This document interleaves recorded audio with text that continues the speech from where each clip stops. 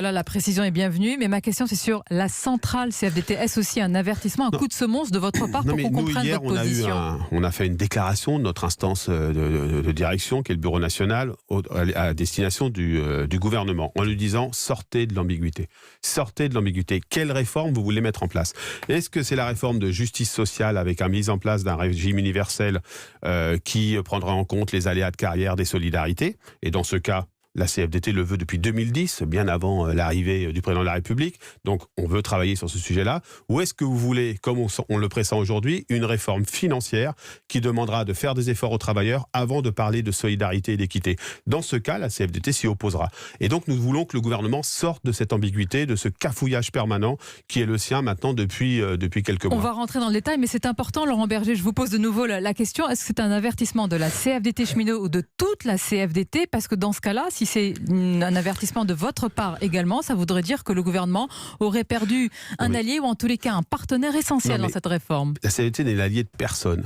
Elle est un interlocuteur. Ça, c'est le premier point. Le deuxième point, c'est qu'il y a un avertissement de la CFDT en disant au gouvernement sortez de votre ambiguïté. Et même plus qu'au gouvernement, en disant au président de la République, monsieur le président de la République, est-ce que vous voulez appliquer votre programme?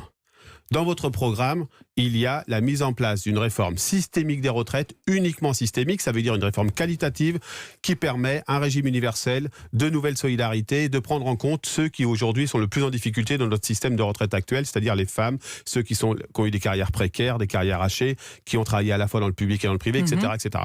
Donc si c'est le cas, eh bien la CFDT continuera de porter ses propositions dans le cadre des discussions. Si vous annoncez que vous renoncez finalement à votre programme et que vous voulez mettre une réforme financière en faisant travailler les gens plus longtemps, la CFDT s'y opposera. Alors ça c'est très important. Vous mettez le doigt sur la cacophonie au sein peut-être de l'exécutif. Vous rappelez la promesse de campagne d'Emmanuel Macron pour cette réforme systémique. Où est la divergence et avec qui? Est-ce que c'est avec le Premier ministre qui souhaite une autre réforme? Vous êtes aussi un observateur très fin de ce contexte social de cette réforme. Oui, mais si je voulais être qu'un observateur, je ferais autre chose. Mais d'où vient la cacophonie? Des interventions successives. On peut les prendre dans tous les sens. Mais vous savez, franchement, ça pour le coup, je veux m'en extraire.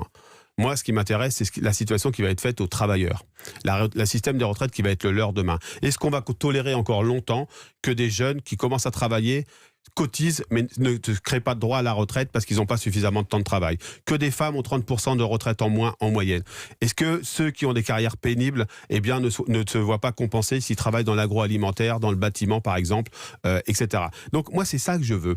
Et si le gouvernement a une vision purement financière parce qu'il dit que son obsession c'est soi-disant de réduire le déficit des systèmes des retraites, eh bien il fait une profonde erreur. Et vous appelez le président de la République là à trancher?